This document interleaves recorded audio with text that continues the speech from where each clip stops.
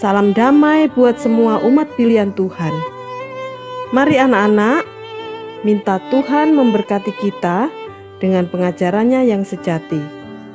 Jangan lupa, walau kita bisa melihat secara jasmani, namun belum tentu mata rohani kita terbuka, sehingga kita dapat mengerti, memahami, serta digerakkan oleh firman Tuhan.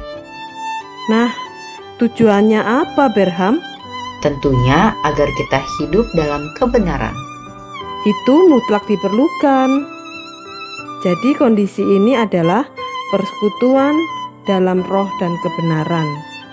Kita dengarkan Pak Sri Purwanto menguraikan Manasye, seorang raja yang mau tidak mau harus tunduk pada kuasa anugerah Kristus. Halo adik-adik, ayo kita berdoa dulu sebelum kita belajar di dalam petualangan kita di dalam kerajaan Allah. Ayo kita berdoa. Bapa di surga, kami mohon berkat Tuhan supaya Engkau berkenan memberikan terang Tuhan supaya kami boleh mengerti kebenaran firman-Mu dan menjadikan kami pelaku-pelaku kebenaran firman Tuhan. Dalam Kristus kami berdoa, amin.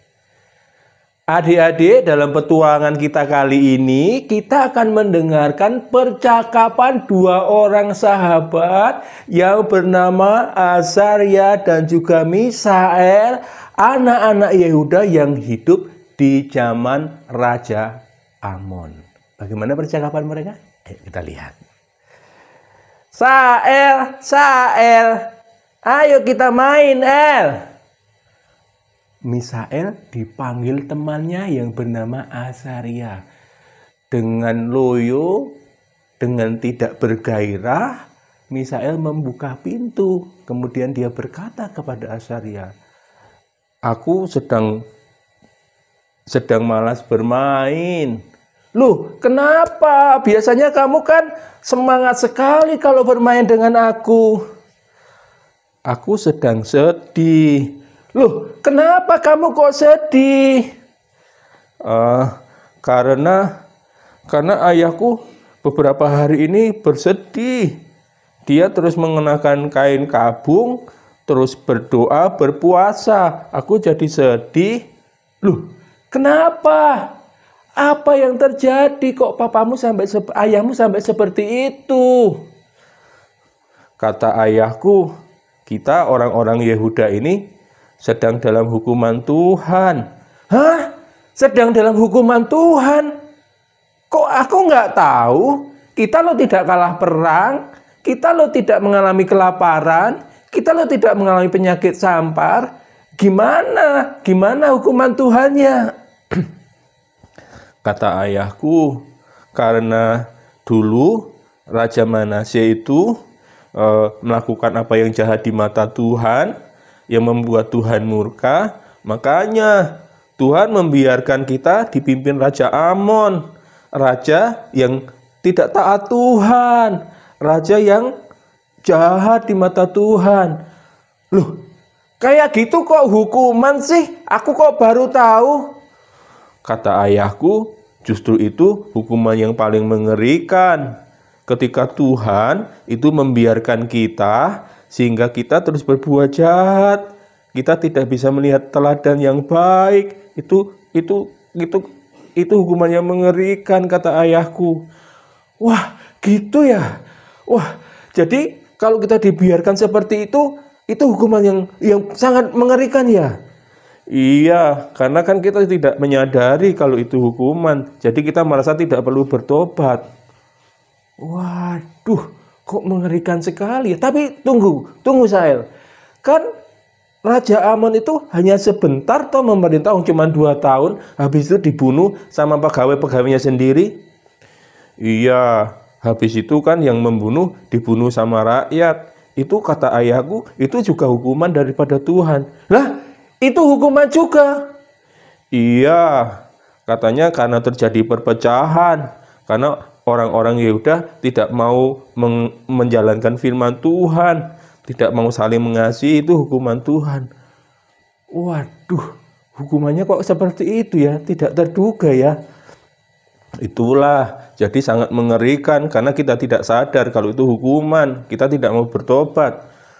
Tapi saya, bukankah Raja Manase itu dulu sudah bertobat dan matinya sebagai orang yang beriman kepada Tuhan?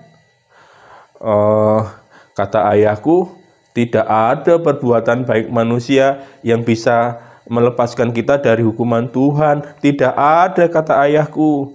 Waduh, berarti tidak ada pengharapan dong, Sael. Gimana dong kita? Kita pasti hukum Tuhan. Tapi kata ayahku, ada pengharapan. Hah? Ada pengharapan? Apa itu? Apa itu? Ayahku bilang, kalau Tuhan berjanji akan mengirimkan Mesias, Dia yang akan menolong kita sehingga kita mendapatkan pengampunan daripada Tuhan, asal kita percaya dan tekun menantikan Dia. Oh, gitu ya? Iya, begitu kata ayahku. Nah, adik-adik, itu tadi percakapan antara Misael dan juga Azaria. Kita belajar apa dari percakapan itu coba? Kita belajar ternyata penghukuman Tuhan itu ada yang sangat mengerikan, yaitu ketika Tuhan membiarkan kita sehingga kita tidak merasa perlu bertobat, sehingga kita terus berbuat jahat. Ketika kita tidak bisa melihat teladan yang baik, tidak bisa mendengarkan firman Tuhan dengan baik, itu hukuman yang sangat mengerikan. Adik-adik, jika kita masih mendapatkan teguran daripada Tuhan, berarti Tuhan masih mengasihi kita dan mau agar kita bertobat. Jangan mengeraskan hati ya. Dan kita masih melihat ketika Azaria dan juga Misael hidup di zaman Yehuda, mereka menantikan Mesias. Kalau kita, kita sudah melihat karya Tuhan Yesus Sang Mesias itu yang telah mati di atas kayu salib untuk membebaskan kita, untuk memberikan pengampunan kepada kita, sehingga kita bukan saja mendapatkan pengampunan, tapi juga diangkat menjadi anak-anak Allah. Adik-adik, apakah Tuhan Yesus sudah menjadi Tuhan dan menjadi Raja dalam hidup kalian? Jika belum, maka sekarang saatnya adik-adik membuka hati dan berdoa, mengundang Tuhan Yesus untuk menjadi Tuhan, untuk menjadi Raja, dan untuk menjadi Juru Selamatmu. Jika adik-adik sudah mengundang Tuhan Yesus, menerima Dia sebagai Tuhan, sebagai Raja, sebagai Juru Selamatmu, maka Tuhan akan memberikan kekuatan untuk kita bertobat. Apa itu bertobat? Nah, bertobat itu adalah berbalik. Artinya apa? Artinya adalah kalau dulu suka melakukan apa yang jahat, sekarang melakukan apa yang baik. Kalau dulu suka mencontek, sekarang sukanya belajar keras. Kalau dulu sukanya membantah orang tua, sekarang sukanya patuh dan dengar orang tua.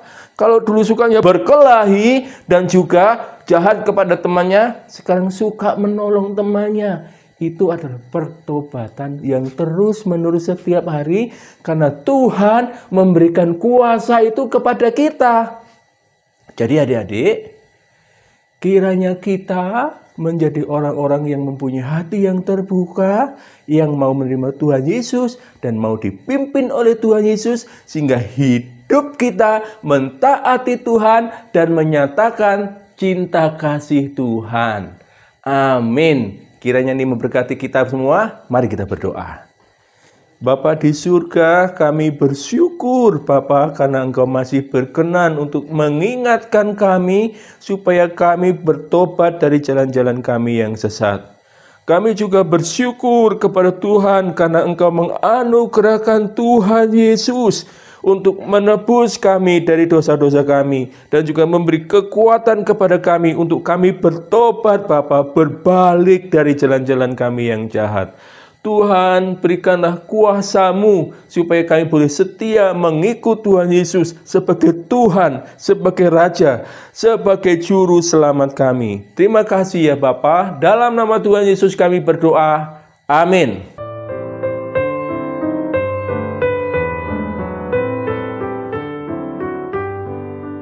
Memang benar, ikan busuk pasti dari kepalanya. Raja-raja selatan, keturunan Daud itu malah melakukan yang jahat di mata Tuhan, dan nasib seluruh Yehuda berada dalam penghakiman Tuhan. Kita juga melakukan hal yang sama dan pantas dihukum, mulai dari raja, pendeta, guru, murid, semua orang yang berdosa. Namun, bersyukur karena Kristus rela menanggung penghukuman bagi umatnya. Mari umat yang berbahagia, kita lanjutkan bagian akhir dari perjanjian covenant yang lama. Apa itu, Ma? Penjelasannya panjang, tetapi secara singkat bisa lihat penggenapannya lewat karya Roh Kudus dan tanyakan guru apabila kurang jelas. Mohon teman-teman persiapkan 2 Raja-Raja 22 serta 2 Tawarik 34 ayat 1 sampai 28. Dah.